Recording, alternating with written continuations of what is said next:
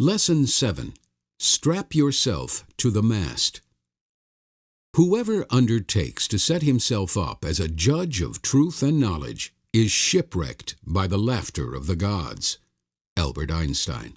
Humility is the foundation of all the other virtues.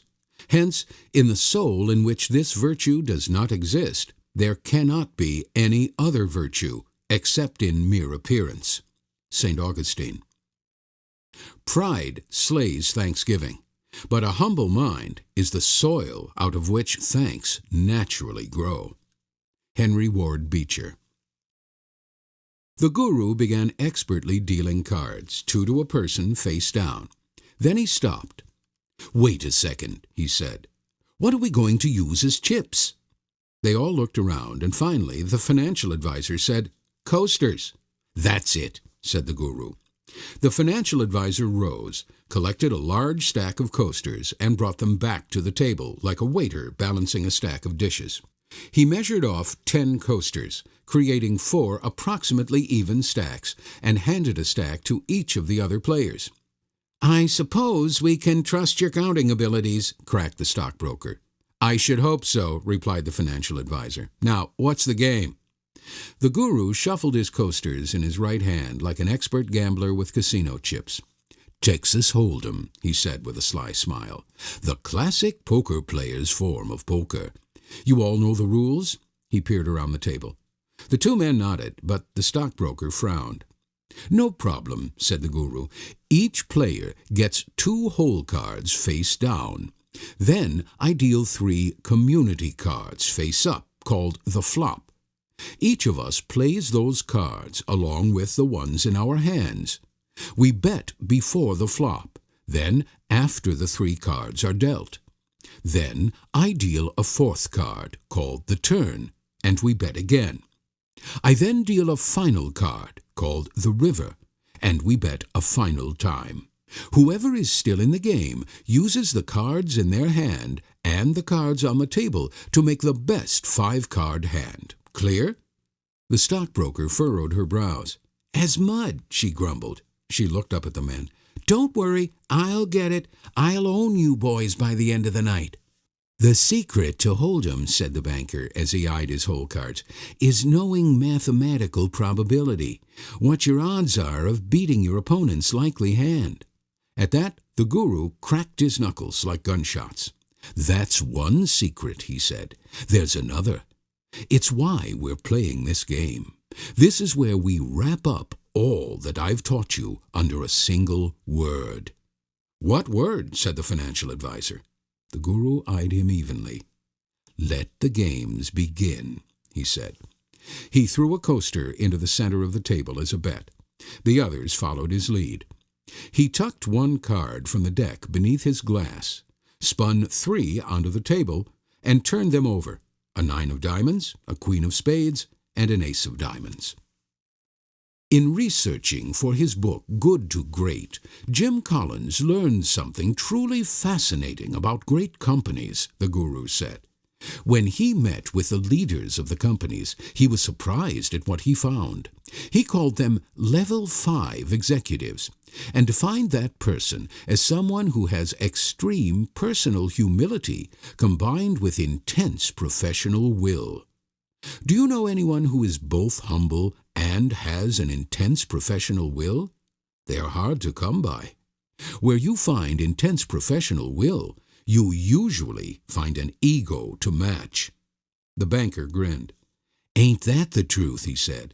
"That describes the CEO of every bank I've ever worked for." "I bet 2, the financial advisor threw in 2 coasters. The stockbroker looked hesitant, then followed suit. "2, she said. "Sir?" the guru said to the banker. The young man tossed in 2 oversized chips of his own. As he flipped another card into the community pile, a 6 of hearts, the guru continued.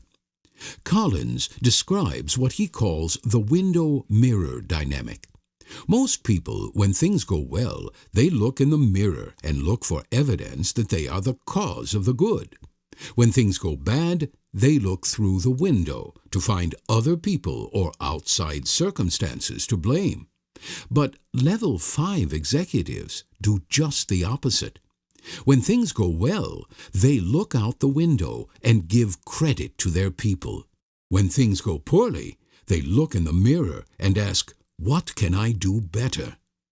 They have the humility to admit that they do not have all the answers.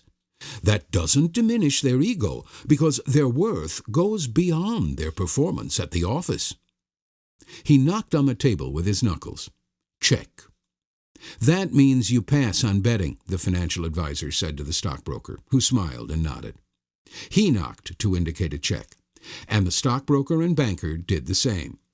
The guru tucked one more card under his glass and then flipped the river card face up onto the table, a jack of diamonds. "Nice card," said the banker. "Possible flush draw." "Humility," said the guru, "is the final brick in the new career path you're all trying to build. You need humility in order to be willing to make the kinds of changes that you must make if you're going to send your future in a new direction. Without humility, you won't overcome the natural limitations of your human brain. According to Daniel Pink, the author of A Whole New Mind, the left and right brain are not as independent as we've thought. We need both to be whole.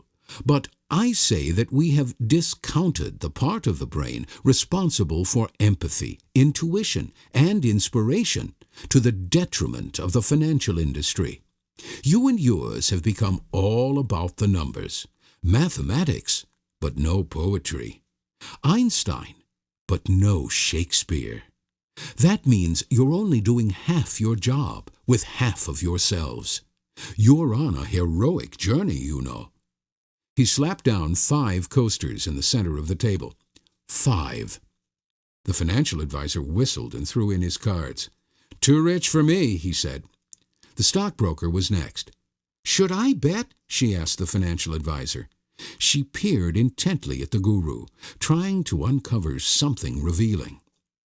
"He's betting like he has a strong hand," replied the financial advisor, "but he could also be bluffing.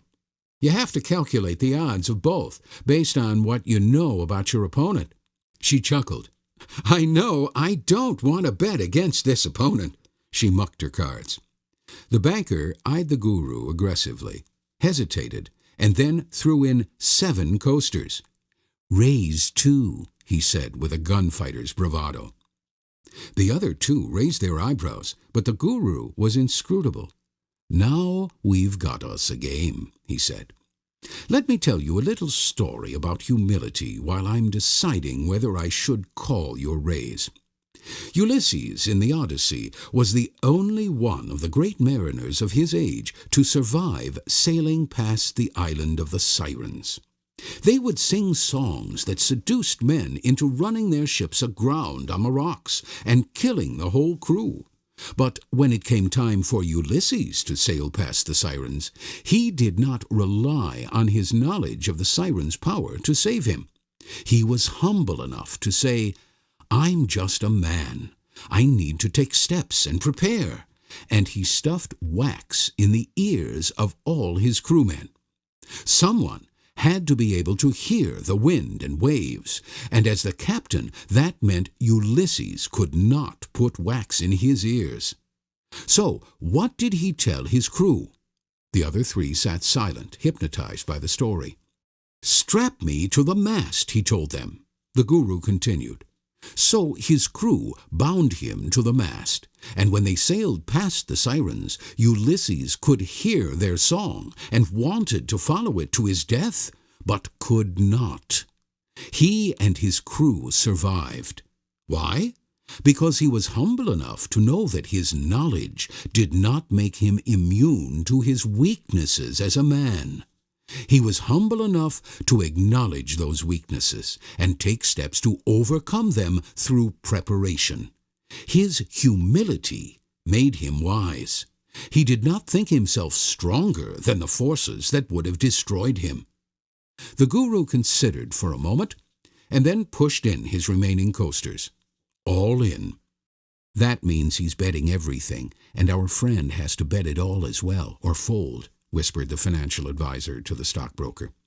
"I feel a hard lesson coming on," she whispered back.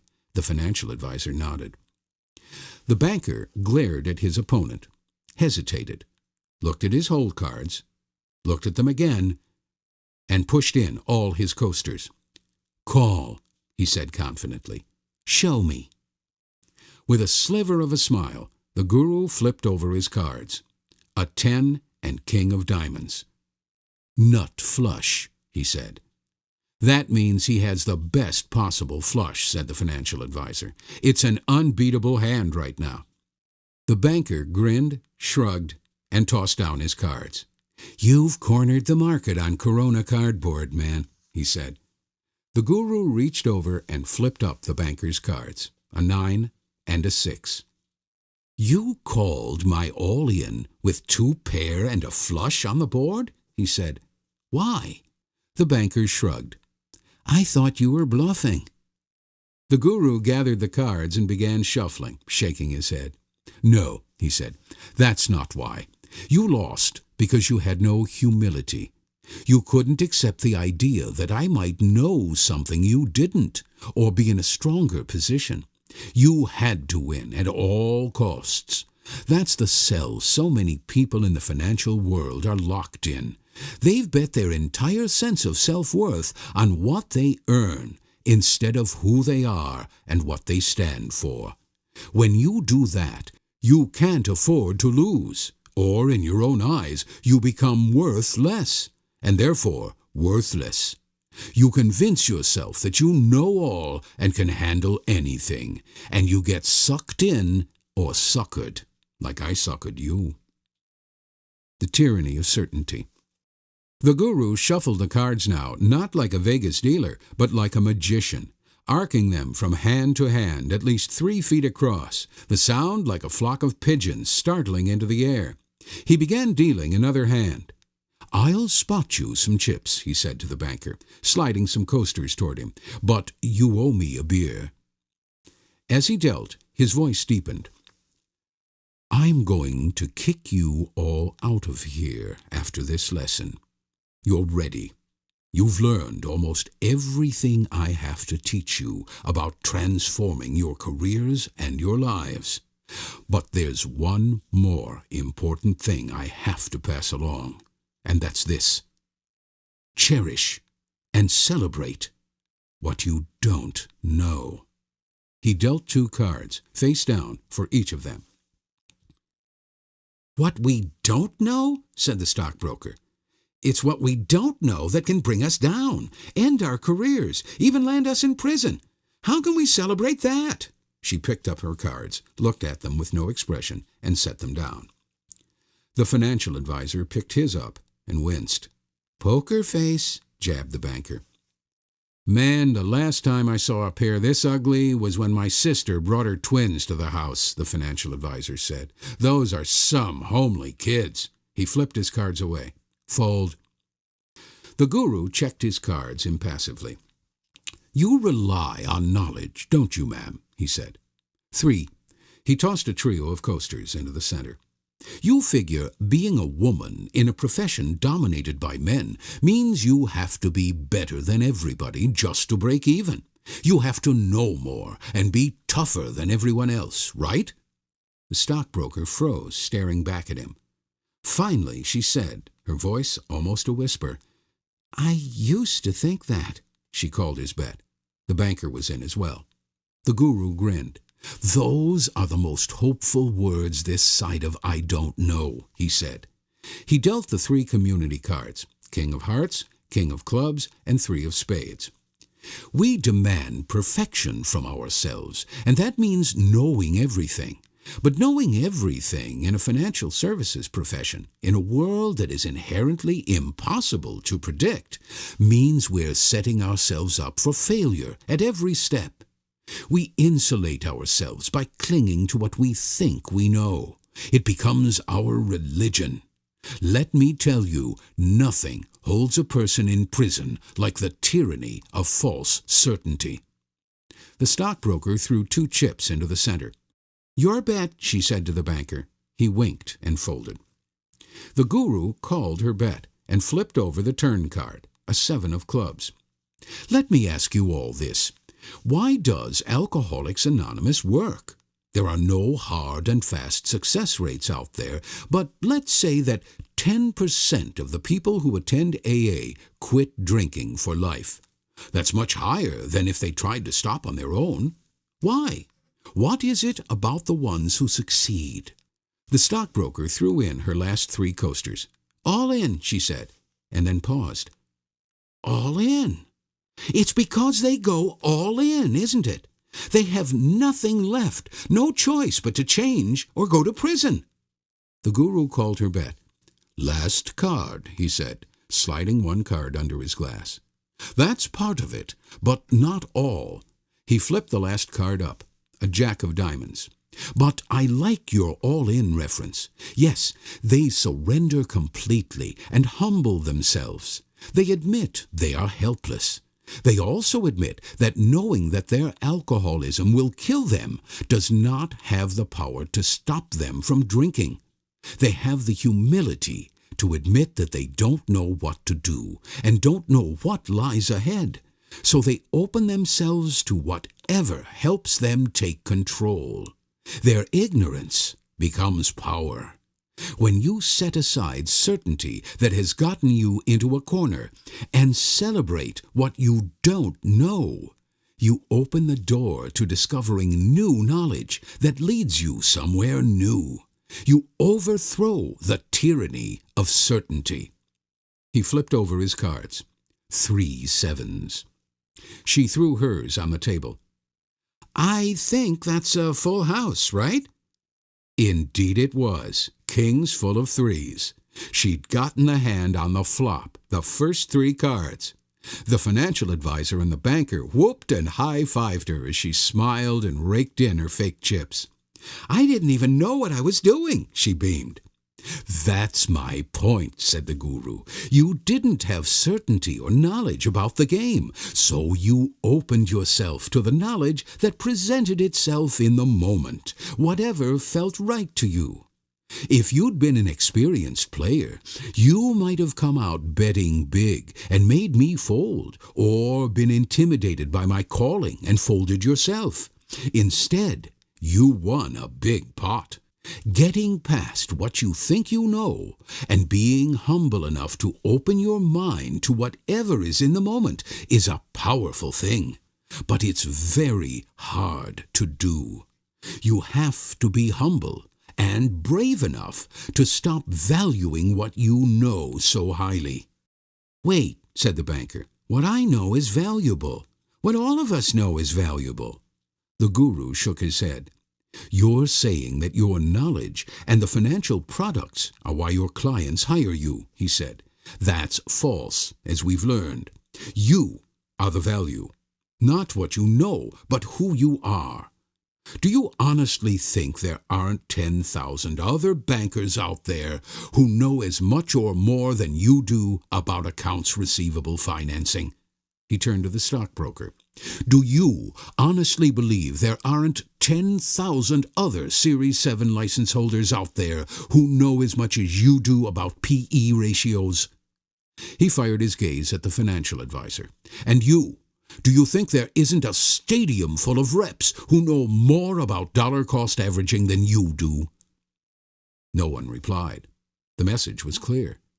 "No," he continued, "your primary value isn't in what you know. It's in who you are. Who you are can become who you are destined to be when you stop being so damned proud of what you know and start loving what you don't." He flipped the deck of cards onto the table where it stood edge on for a moment before the cards tumbled into a pile. "Have any of you ever played canasta?" he said. They all shook their heads, still reeling a little from his attack on their carefully acquired financial expertise. "Come on now, don't be shell-shocked. I admire you all, seriously. You're passionate and smart and brave. You're just ready to face the harshest truth that what you pride yourself on so much isn't something to be proud of. Now, canasta. No takers?" Silence. How about whist? Bridge? No? Why not? He addressed the banker. The young man shrugged. I don't know. Never had any interest in it, I guess. Never had anyone to teach me. Aha! The guru's shout made them jump, then laugh. Sorry, you never had a teacher, and when we don't have a teacher to show us how to do something, what happens? The financial advisor said, We make a lot of mistakes. He cocked his head, a gleam coming into his eye. I think I'm starting to think like you. We don't like making mistakes, so we don't pursue new areas of knowledge, because being new means we're bad at them. We stick with what's comfortable, what validates us. Beautiful, crowed the guru. We are actually biologically wired to avoid areas of knowledge and experience where we're likely to make idiots of ourselves. We talked about the amygdala, the center of our fear and rage. Now, I want to introduce you to the anterior cingulate cortex, or ACC. Hello, said the banker dryly. The stockbroker elbowed him. The ACC, continued the guru, is highly sensitive to dopamine, the neurochemical that gives us pleasure. Well, the brain is very good at recognizing patterns. Pattern recognition is a hallmark of humanity. When we encounter a stimulus, the brain predicts what will happen based on our past experience. If it's right, we get a shot of dopamine and feel good about ourselves. If we don't get it right, the dopamine cells flip us the bird, and we get nothing. That's a big negative shock to the brain. We want that dopamine. We're junkies. The three students were sitting up straight and staring at him as he spoke. The ACC is involved in detecting errors in perception and prediction, he continued. Whenever our brain makes a wrong prediction, the ACC generates a negative signal that's so powerful that many neuroscientists call this part of the brain the oh shit circuit. No dopamine for you. We want that dopamine, and what's the surest way to get it? Stick with the predictable, what we know. Do what we're good enough at, guaranteeing we'll never get to great. We don't want to take chances because we don't want the suffering that comes from not getting our dopamine fix. We want to feel good about what we do and know, but we don't realize that it's when we make errors that we evolve. We're not collections of neutrons. We can learn and change our brains. That's called neuroplasticity. If we learn to view risky new areas of knowledge and errors as desirable because they teach us and make us grow, we're not limited by our brains. We're empowered by them. Wow, the stockbroker said. Yeah, said the guru. The more you step into areas where you're ignorant, whether it's learning to juggle, speaking in public, or quitting your job and starting a new career, the more you rewire your brain and connect the right and left hemispheres, intuitive and analytical. Basically, you become humble enough not to care whether you look like an idiot trying something you know nothing about. And you become smarter and wiser because of it. The accountability factor. The stockbroker stroked her chin and then lifted her head. So, not having an ego gives me a better chance of being a great poker player? No, replied the guru, shuffling the cards once more and tucking them into an inner pocket with the speed and dexterity of a master illusionist. You still need an ego, but being great means knowing when to set your ego aside and be humble, to take pride in saying, I don't know, teach me. How many CEOs or financial wizards can do that? 0, said the banker. Is that what you think I do? Asked the stockbroker. Cloak myself in what I know as armor against people who might judge me because I'm a woman? She glanced around at all of them. We did, said the financial advisor. She shot him a stern look, and he raised both hands in truce. Hey, it's true. You came in here with a big chip on your shoulder, but it's gone now. I think it's because you realize that we don't care about what you know. We only care about who you are." He paused in thought for a moment. "I probably wouldn't have cared about that when this day, if it's still the same day, started. But it matters now. We're changing." "Be a big damned waste of time if you weren't," the guru said. The stockbroker reached out and clasped the financial advisor's shoulder in thanks. "So, how do you become humble?" asked the banker. "Eat humble pie?" "Ooh, great band," said the guru, closing his eyes and swaying to an unheard beat. "Never mind. How do you think you become humble, funny guy?" "Me? Yeah, you're close to graduation. You're smart enough to puzzle it out. Let's see what's under those sun-streaked locks of yours." The banker dropped his chin into his hands, closed his eyes, and sank into thought. The financial planner got up and set some more wood on the fire. Outside, they could all hear spattering on the roof. It had begun to rain. After a minute, the banker lifted his head and opened his eyes. "You admit what you don't know," he started, looking hopefully at the guru. A scowl came back at him. "You can do better than that." The young man frowned. "Okay, next level down. You admit that other people know more than you do." "Getting warmer." The banker shrugged. "I got nothing beyond that," he said. "Help a brother out." He looked at his colleagues. The stockbroker said, "I think the next level beyond that is making yourself accountable, right?" The guru grinned. "That is exactly right," he said. "Well done, both of you. If you are humble, you are accountable for the consequences of your choices. Ulysses was accountable to his men, which is why he had himself strapped to the mast. He did not think that he was superior to them. What mattered wasn't his ego, but his results.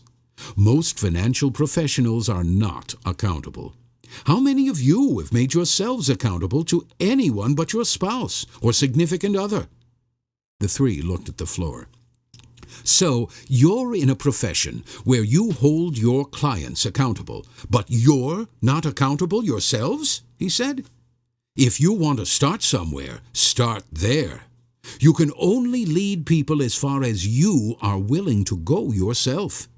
Humility begins by making yourselves accountable to someone else, because you're saying, 'I have been my own worst enemy. Knowledge is not enough. I place myself in your hands.'" He turned to the financial advisor. "Do you have a financial advisor of your own?" "No." "Why not?" He gave a slantwise smile. "I guess because I know the markets," he said. The guru wagged a finger at him. "So why aren't you rich and retired? Knowledge doesn't matter. Action matters. Investment maven Charlie Ellis once said in Money magazine, "It's not the beginners who tend to die at skydiving." With knowledge comes arrogance and carelessness. No one is capable of being totally objective about their own affairs, no matter how much knowledge they have. Hemingway didn't edit his own books. Emotion takes over and then puts the amygdala in the driver's seat. Remember, you can't believe everything you think. If you're truly humble, you have to put yourself in the hands of someone else. Can you do that? "Me?" said the financial advisor. "Sure, I guess I could hire somebody to manage my portfolio." "I'm not just talking about that," said the guru. "I'm talking about being accountable in all things. Part of creating inevitabilities is making yourself accountable to other people in all the areas where you want change. Commitment without accountability leads to a lack of discipline. In what other ways could all of you make yourselves accountable to someone else?" The banker raised his hand. "If I want to get really fit, I would make an appointment with a personal trainer for tomorrow." "Good one. What else?" "I would sign up with Weight Watchers to help me lose 20 pounds, said the financial planner. "Right. What else? The stockbroker said, I would hire a life coach to help me get the hell out of this business before it suffocates me.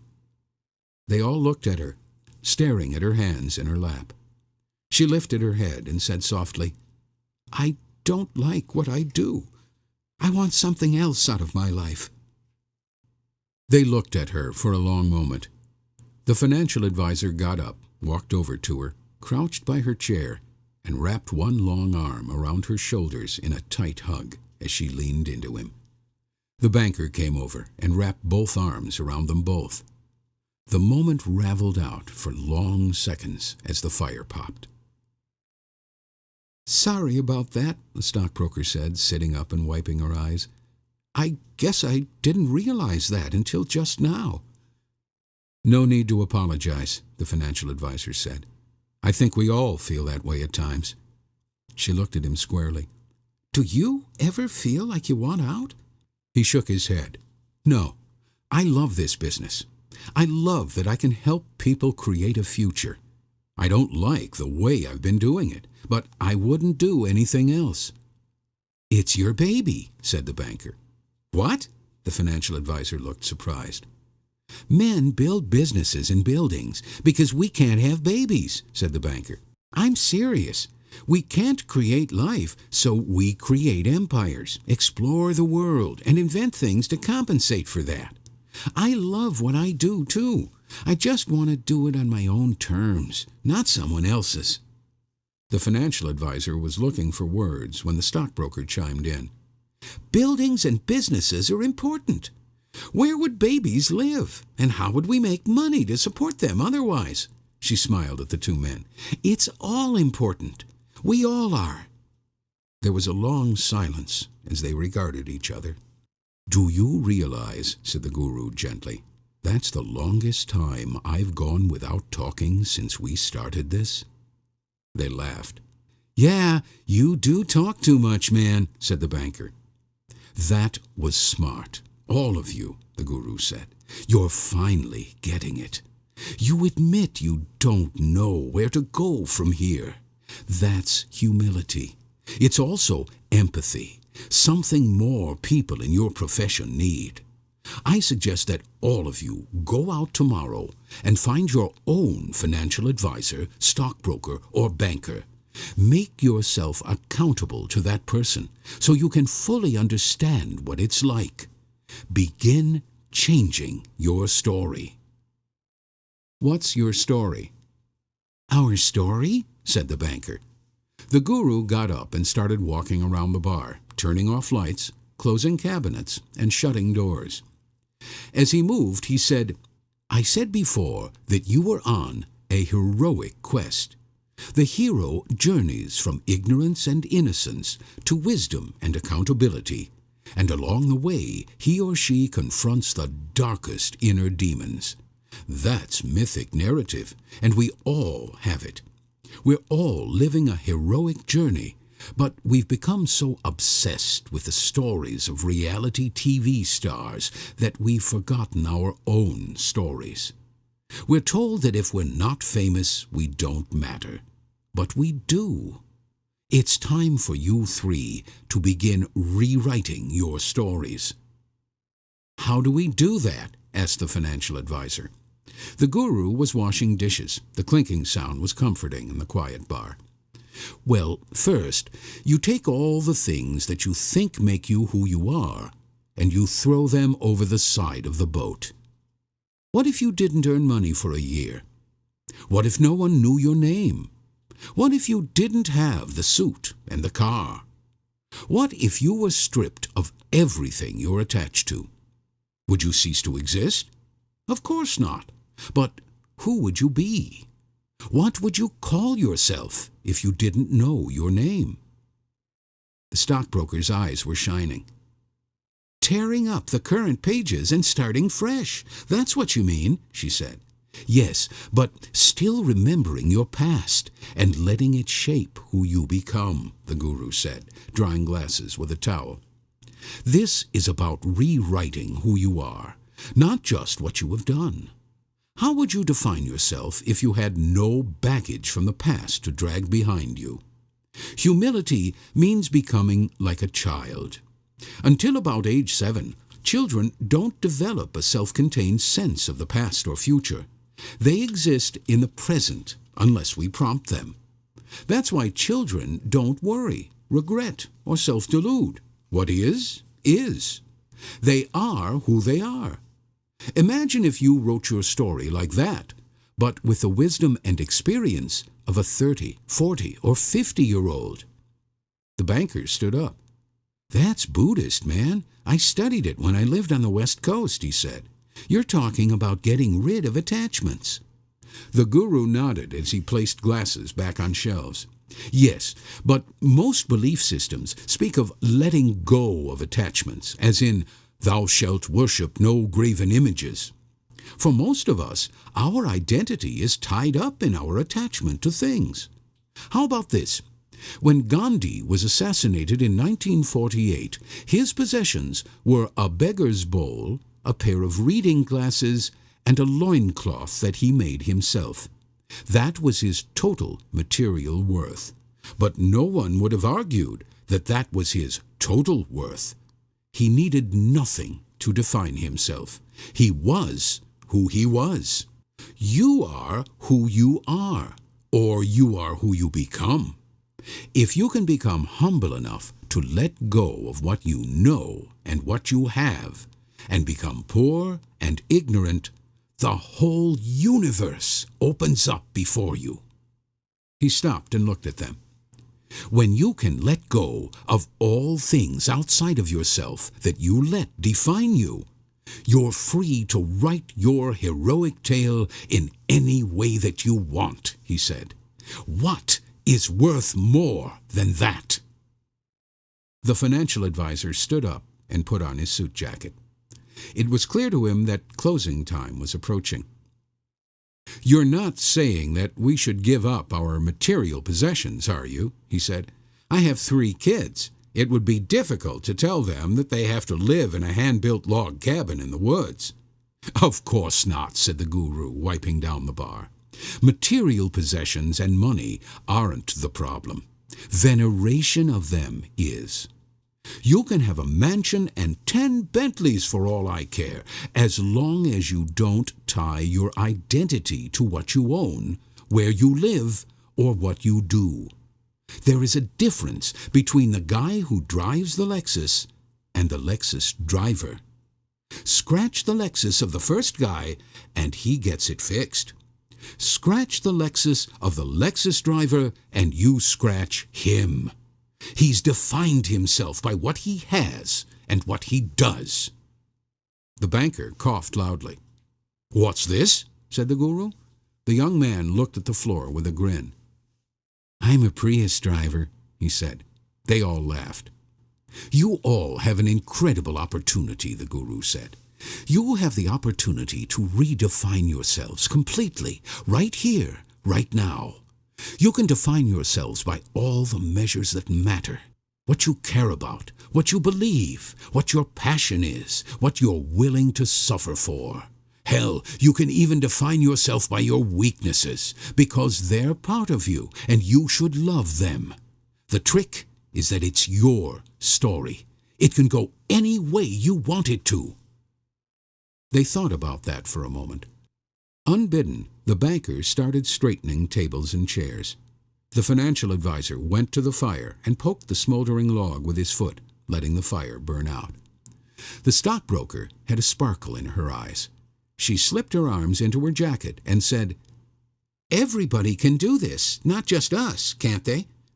The guru turned, walked over to her, and took her hands. "Yes, dear," he said softly. "That's what I'm counting on all of you to tell them. You can have regret about where you are, or recognize it as an opportunity. I hope you can help them see that they should be exhilarated by the opportunity to face their brutal truth, find their purpose, discover their passion, and take action toward their epiphany. It's a matter of vision. You have to open your eyes. Look away from yesterday's errors and tomorrow's benchmarks. and just be in the bloody moment for a change. Compassion and the light at the end. They were all tidying up, making ready to leave, and feeling a bit wistful. The stockbroker said, "I don't want to leave here." The banker walked over and put his hands on her shoulder and the guru's arm. "The leaves are changing. Fall is coming. It's a great time to be alive, and I don't want to spend it in a stinky pub," he said. "Didn't Mark Twain or the Dalai Lama say that?" said the financial advisor, walking over as well. The four of them stood together in the center of the darkened room. "I think I know what your final lesson is." "What?" said the guru. He headed for the green exit sign and opened the door to the outside. A crisp wind, redolent of autumn smoke and pulverized concrete from construction sites, rolled over them. The guru locked the bar door, and they emerged into an alleyway different from what they remembered, narrow and dark, lined with tall buildings. The guru waved them forward and trudged off. "This way. Enlighten me as we walk." "Compassion," said the financial advisor. "Acceptance of what we have done and who we are, including all the mistakes we've made in their totality, because that's who we are. That's the path we had no choice but to walk. We need to love who we are and what we can become." He looked at them, and the stockbroker took his arm. The banker reached over and took her arm, reminiscent of the Dorothy and Oz posture they had adopted before. Perhaps they were not in Kansas anymore. Winston Churchill said this: "Every day you may make progress. Every step may be fruitful, yet there will stretch out before you an ever-lengthening, ever-ascending, ever-improving path. You know you will never get to the end of the journey, but this, so far from discouraging, only adds to the joy and glory of the climb," said the guru. He was clearly leading them to a slowly growing point of light at the end of the long alleyway. What paralyzes people with regret is the revelation that they have always had the choice to rewrite their story, but never did so, he said, his voice echoing. "We humans make mistakes, but this kind of thinking is not something we grow up with. It's something we grow into. As we said before, there are no rules. There's only humility before what you don't know, and the most beautiful truth in the world." "What's that?" said the financial planner. He, the banker, and the stockbroker stopped dead, watching their teacher. The guru paused, walked back to them, and spread his arms wide. He said, "If you don't know, you get to learn." He took off at a hard pace, and they practically had to run to keep up. "So what will you do?" the banker asked the stockbroker. She thought, and then smiled. "I will be for a while," she said. "I think I might go back to school. I always wanted to be a lawyer, but never thought I could pass the bar. But I love the law. It's my—" "Passion?" said the financial advisor. "Yes." "I'm going to go back to my office and fire some customers," the financial advisor said. "I'm going to throw out all my ties and start working from home a few days a week. I'm going to live the change, not lecture people. I'll be so happy and fulfilled that they'll beg me for my secrets." They were nearing the light now, seeing the glow of day on each other's faces. "What about you, cowboy?" he said to the banker. The younger man smiled. "I'm going to head for this incredible Italian place in Chelsea and have a fantastic dinner. Will you guys join me?" They hesitated, but he said, "Hey, we can't set out on our heroic journeys on an empty stomach, can we?" The stockbroker cocked one eyebrow at him. "All right, I'm going to figure out how I can bring my passion, nature, the oceans, and the environment into my work. No, that's not right. I'm going to build my work around them. I finally understand that it's possible. That's what I finally realized. Do we do this together? said the stockbroker. They could hear the reassuring sounds of traffic now. The Guru was backlit by grayish Manhattan daylight. The financial advisor turned to them as they walked. "I think we have to," he said. "Individually, each of us is an outlier, but together, we're enough." "Enough for what?" said the banker. "To start a movement, maybe," the financial advisor said. His eyes shone with excitement and possibility. Together, they walked toward the street. The Guru had stopped at the edge of the alley, just shy of where the stained asphalt gave way to concrete sidewalk.